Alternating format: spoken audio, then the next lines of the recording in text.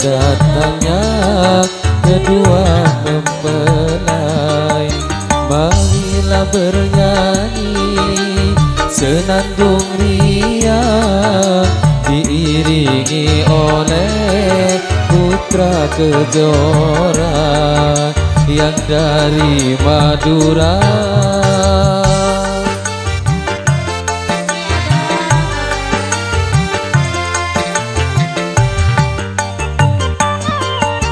Alangkah eloknya pengantin baru duduk bersandingan, hati berdebar, semua jejaka hatinya pilu, ingin segera menjadi pengantin baru yang seolah-olah bagai ratu dan raja, senantiasa disanjung, dipuja-puja. Marilah bersama beramai-ramai menyambut datangnya kedua mempelai. Marilah bernyanyi senandung riang, diiringi oleh putra Kejora yang dari Madura.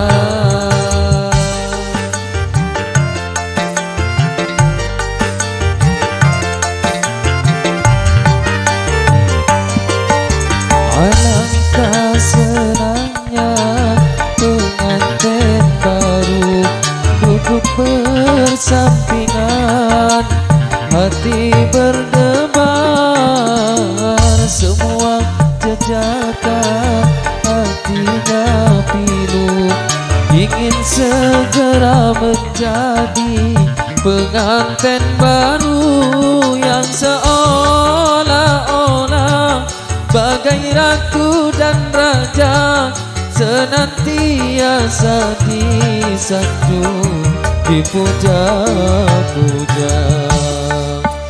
Bila bersama beramai-ramai menyambut datangnya kedua mempelai.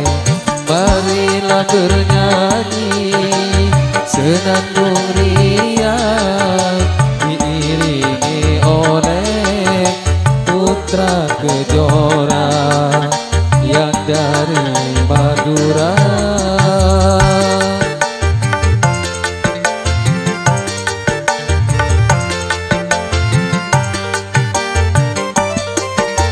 Alangkah senangnya pengantin baru duduk bersampingan, hati berdebar, semua jejaka hatinya pilu, ingin segera menjadi pengantin baru yang seolah-olah bagai ratu dan raja, senantiasa disanjung, dipuja-puja.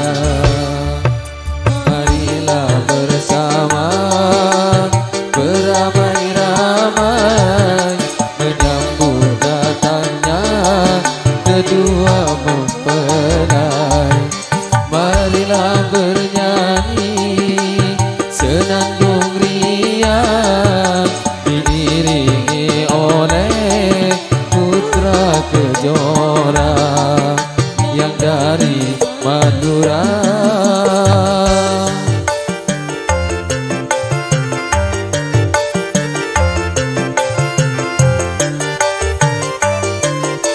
Alangkah senangnya pengantin baru duduk bersampingan, hati berdebar, semua jejaka hatinya pilu, ingin segera menjadi pengantin baru yang seolah-olah